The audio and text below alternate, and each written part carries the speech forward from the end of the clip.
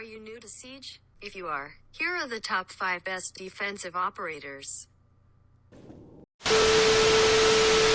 Alright, what's going on guys? It's Finzy here, back with another video, and today I'm going to be making the top 5 best defenders for new players. So the reason I'm making this list is because it's the holiday season, and a lot of people are going to be getting R6, so I thought it'd be good to help get you guys off on the right foot. While I was creating this list, I used the operators that I found the most useful and the most simple to use when I was starting out. I am in no way a pro player. I have just started playing R6 and I want to share my knowledge for new players. By the way, these are in no order. Alright, number 5 on our list is Bandit. Bandit is strong operator with the MP7 or the M8070 shotgun, but my preference is the MP7. The MP7 is a high fire rate weapon with some decent recoil, so I recommend practicing in terrorist hunt before using.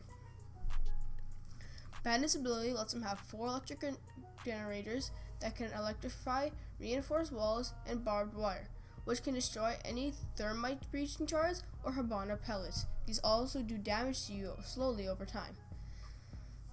Bandit is very versatile, in which he can roam since he's a 3-speed operator, or he can stay in the objective and bandit trick reinforce walls.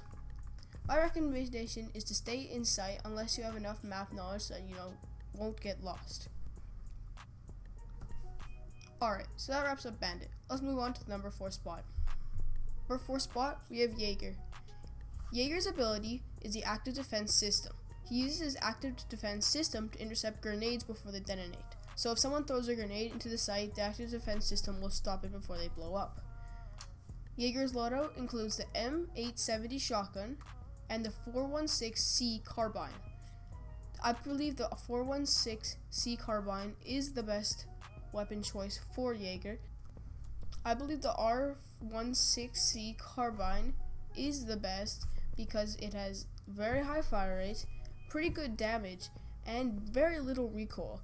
Though it does not have an ACOG sight, it's still good with a holographic sight, which is very usable. I recommend using extended barrel and a vertical grip to keep down the recoil. It also is very good since it is the only AR on defense. If you want to find an assault rifle other than Jaeger, you gotta go to offense. His secondary weapon is the P112 handgun. It is a pistol with low fire rate since it is single fire, medium damage, and pretty good capacity. His 2 gadgets are bulletproof cameras and barbed wire. I personally use the bulletproof camera since I can set it up in the sight and see what's happening. Okay, now let's move on to number 3 spot. Alright, so our next operator is going to be Rook / Doc. They're kind of the same. They're both kind of chunky characters. Both 1 speed, 3 armor, and both have basically the same weapon loadouts. They both include the MP5. Yes, MP5 submachine gun, the P90 submachine gun, and the SGCQB shotgun. I personally enjoy the MP5 with an ACOG. It's just very nice, very consistent. It has a bit of recoil. Nothing terrorist hunt and some practice can't get over. But once you get over that, Doc and Rook are very good beginner operators. They don't take much skill. Both of them you can kind of hanker down, sit in the sight. But if you want to move a little bit, you really can because of your ACOG. You can take longer range battles because of your ACOG. Now for your secondary weapon, I would usually pick the LFP586 handgun because it's kind of just cooler. It's like a Magnum. Really, it doesn't really matter. The P9 handgun is pretty cool. For the gadget, I would personally take the bulletproof camera over the barbed wire, once again so you can see in the sight and kind of see what's going on. But for Doc's ability, he has a stim pistol. I believe he can use 4 times. So for his stim pistol, he can revive himself, revive teammates, and boost his own health and his teammates' health. And then for Rook, he drops an armor pack, which basically gives you a little bit extra health and makes you knock, so it gets you able to be revived, which can be very crucial if something wrong was happening. You get, hit by a claymore or something. A teammate can come pick you up, or even Doc can come pick you up.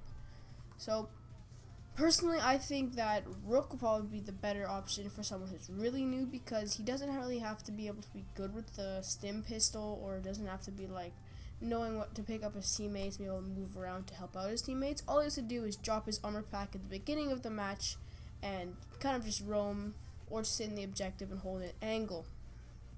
Now, if you want, you can always go for Doc. Doc is a little more of a support player where he really needs to know and communicate with his teammates to know when they're injured and where they are and how to help them out. But I really think both of these characters are very bulky, have tons of health, tons of armor, and I honestly think that they're both a really good choice for any new player. Alright, so let's get on to the number 2 spot. Okay, so for our number 2 spot, I have Pulse / Castle. These are, I know, pretty different operators, though they both have the UMP-45 submachine gun.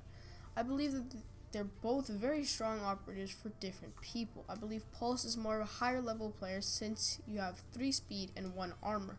Pulse can also hanker down and kind of stay in the objective, but I would personally use him to kind of roam around the map and see what's going on.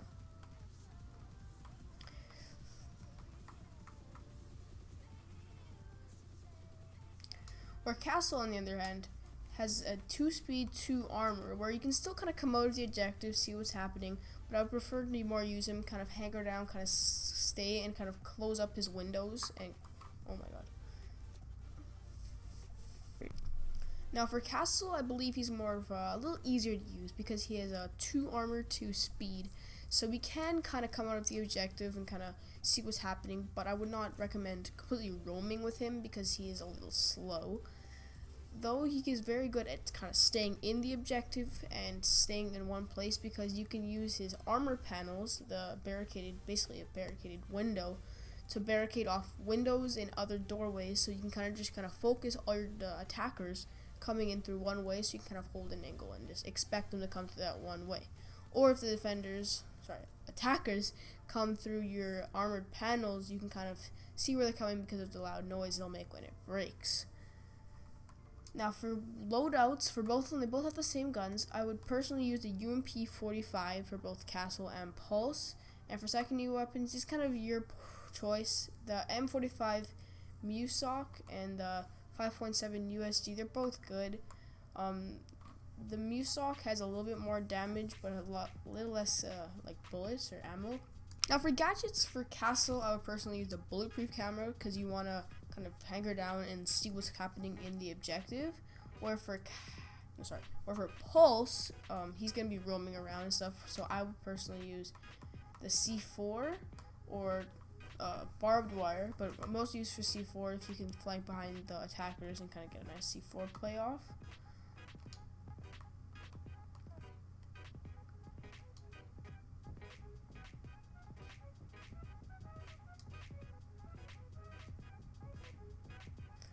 So yeah, that's why I believe they're at the number 2 spot. They're both very simple operators to play, where with Castle you can kind of just box up yourself, kind of funnel all the attackers coming through one way. Where Pulse, you can kind of do the same, where you can kind of figure out and give intel to your teammates. That's why another reason why I feel like Pulse is a little higher, more level, because you need to be talking to your teammates, letting them know where exactly the attackers are coming from, because you can see where they are with your heartbeat sensor. So yeah, that's why I believe they're both very good operators, but I personally think Pulse is a little higher level, but Castle is a little lower level for maybe a bit newer players, but I think they're both really good. It doesn't really matter which one you use. I think it comes down to personal preference at the end and what works better for you. Alright, let's move on to our number 1 spot. Just want to remind you guys, these are in no specific order. It's not the number 1 best defenders. It's they're all generally pretty good. If you kind of just listen to how I describe them and how they're good to use, you can kind of figure out whatever your play style is and kind of match the operator to what will fit best for you. Alright, let's head on to the number 1 spot. Alright, so the last operator on this list is going to be Mute. Mute is a 2 speed, 2 armor operator. His gadget is the Signal Disruptor. This jams communication for remotely detonated gadgets or drones in its range. So if you put this down outside your sight, you can basically deny any drone from coming in unless they have a twitch that could shoot out your signal disruptors. Also, this will stop thermites, habanas, anything with like electricity. I'm pretty sure it stops a Dokkaebi anything that uses kind of electronics, which is in range with the signal disruptor, it'll turn it off basically, make it unusable. Now for the loadout for mute, I would personally use the MP5K. This is a high fire rate, some decent recoil, nothing too bad. You can very easily manage it. Instead of the M590A1 shotgun, which is really personal preference. You can use the shotgun, but I would use the submachine gun. For secondary weapons, I would use the SMG-11 machine pistol. It's very high fire rate, not that great damage, but it has a ton of recoil. If you can master the thing though, it's good for like in only dire situations, like if you're out of ammo you can switch to this. Or you can take the pistol. I mean, it's kind of a safer route, because sometimes if you can't control the recoil, like you just can't. Like it's a ton of recoil, I'm not even gonna lie. Now for your gadget, I would definitely pick the nitro cell over the bulletproof camera, since you can throw it out and blow things up, so you can kind of do things kind of more of a strategy thing than just putting down a camera. Now how to play mute, I'd personally kind of sit in the objective and kind of see what's going on, but you can leave the objective and kind of just browse around a little bit. But I would definitely not roam with mute. He's pretty slow. I mean, he's a 2-speed. It's not as good as a 3-speed, but it's not as slow as a 1-speed. And he has decent armor, but he does not have an ACOG, unfortunately, on his guns, so that's why the biggest reason I would not roam with him. So how to play mute, I'd probably say stay in the objective, come out a little bit to see if there's like someone outside can get a good angle on them. Otherwise, yeah, that's how I would play mute, but it's really up to you. You guys can play operators however you want.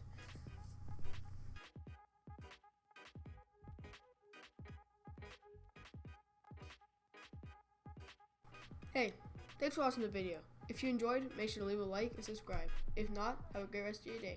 Peace.